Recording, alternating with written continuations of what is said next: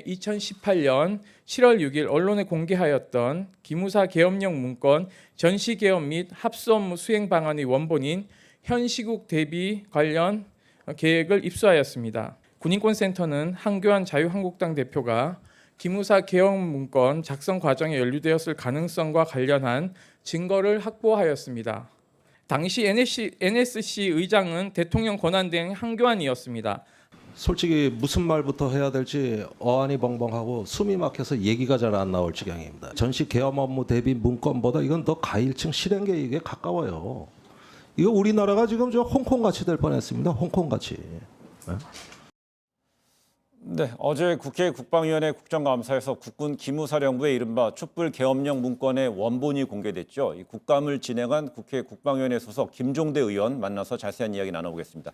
김 의원님, 안녕하세요. 네, 안녕하세요. 그 임태훈 군 인권센터 소장이 제기한 의혹에 대해서 네. 그 현장에 있었던 우리 김 의원께서는 이 우리나라가 홍콩 같이 될 뻔했다 이렇게 얘기를 했습니다. 네, 어떤 맥락에서 하신 말씀이죠? 예, 우선 어제 국회 국방위에서 네. 그 국정감사는 증인 신청 신문 시간이 오후에 돌아왔어요. 네. 근데 자유한국당의 신청 증인이 바로 임태훈 소장이었습니다. 네. 근데 임태훈 소장이 국감에 출석하기 직전에 문건을 공개했단 말이죠. 네. 그러니까 온통 국감 분위기가 뭐 이 문건 중심으로 완전히 뒤집힌 거죠. 네.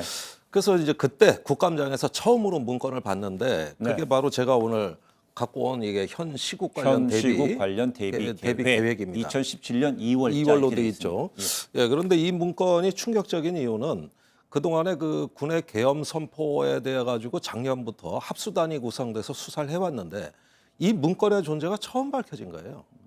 이게 원본입니다. 네. 그러니까 지금까지 우리가 봤던 뭐 옛날 기무사에서 만들었다는 계엄 문건은 가짜예요. 그거는 그 문서대장에 등록하기 위해서 일부 변조를 한 문건이고 실제 문건은 바로 이게 바로 원본이라는 네. 겁니다.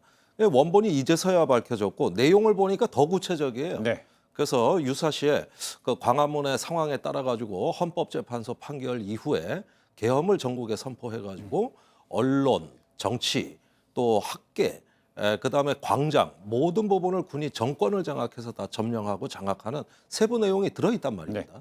그러니 이게 뭐 지금 홍콩에 막 사람이 죽고 다치고 이런 사회 혼란은 저리 가라라는 거죠. 그러면 세부 내용이라는 거 말씀하셨잖아요. 결국 네. 이제 계엄이 있을 때 군의 어떤 이동 경로까지도 정확히 돼 있다는 얘기인가요? 아 그렇습니다. 예컨대 국회의 경우 34단 2개 대대 병력을 국회에 투입한다. 네. 그래서 국회를 점령하는데 그 이동 경로는 수색으로부터 강변 북로를 타고 이동하다가 서강대교를 건너서 국회 후문 쪽에서 진입해 들어오는 걸로 돼 있거든요. 이거는 뭐냐면은 구체적인 병력 규모, 이동 경로뿐만이 아니라 전력 할당까지 다 된 겁니다. 네. 예, 그 부대가 갖고 있는 또 기본 뭐 전차, 장갑차 같은 기본 전력까지도 다 동원되는 걸로 돼 있으니까 그야말로 제가 보기엔 사전 답사까지 다 된.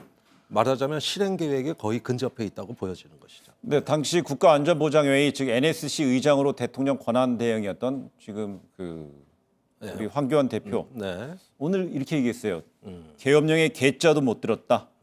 고소나 고발을 통해서 사법 조치가 되도록 할 것이라고 이야기했습니다. 몰랐을까요? 아니면 네, 어제 임태훈 소장도 네. 황교안 당시 총리 즉 대통령 권한대행한테 직보됐다는 표현은 쓴 적이 없습니다. 네. 그런데 이 계엄 문건의 가장 중요한 대목이 뭐냐면은 계엄에 대한 여론을 국가안전보장회의 NSC에서 여론을 조성한다고 돼 있어요. 네. 그러면은 NSC 의장이 당연히 황교안 당시 권한대행이니까 네. 또 실제로 NSC 회의도 주재했으니까 몰랐을 리가 없다. 네. 그리고 설령 몰랐다면 그거 무능한 거 아니냐. 그러니까 둘 중에 하나인데 이 점을 규명하자는 주장이었습니다. 그런데 오늘 황교안 그 대표의 주장은 계엄의 개쩌도 몰랐다는 건데 네. 그렇다면 이상한 거죠. 이게 누구한테 보고용으로 작성이 되느냐는 거예요. 이 부분은 의혹을 규명해야 됩니다. 그래서 그런지요. 민주당은 수사를 촉구했습니다. 실제 수사까지 이어질 수 있을 거라고 전망하시나요? 그러니까 작년에도 수사를 했습니다. 이해했어요. 네, 그런데 중간 수사를 작년 연말에 발표했는데 그 내용이 뭐냐 하면은 이 문건 작성에 가장 큰 책임이 있는 조현천 전 기무사령관이 미국에 도피 중이거든요. 네. 그러니까 검거가 안 되니까 주범이 검거가 안 되니까 더 이상 수사를 할 수가 없다 해가지고 사실상 수사 중지를 해버린 겁니다. 예. 그런데 이 문건이 당시 수사 중에 압수수색 자료로 합수단에 들어갔던 것 같아요. 네. 지금에 와서 확인을 해보니까 분명히 합수단이 이런 문건을 갖고 있었다는 얘기거든요. 예. 그렇다면 이런 원본까지 다 갖고 있고 이 작성자 명단까지 나중에 다 유추해낼 수가 있는데 왜 그렇게 수사를 미봉책으로 종결을 하고 짧은 기간에 수사를 끝내느냐, 이 부분이 잘못됐다는 겁니다. 그래서 지금이라도 원본이 확인된 이상 네. 다시 수사를 해야 된다. 당시에 합수단은 이걸 증거 자료로 채택하지도 않았습니다. 입수해놓고도. 그런 점들이 잘못됐다는 거예요. 지금 군인권센터 측의 임 소장은요, 이게 공익 제보자로부터 나온 거기 때문에 어떤 네. 출처 부분에 대해서는 밝힐 수 없다는 이야기겠죠? 예, 공익 제보자로부터 전달받은 것으로 보여집니다. 그 시기와 구체적인 인물에 대해서는 어제 밝히지는 않았어요. 네. 그러나 확실한 건 있습니다. 이것이 임태훈 소장한테 전달되기 이전에 네. 합수단에는 압수수색 자료로 가 있었다는 것이죠.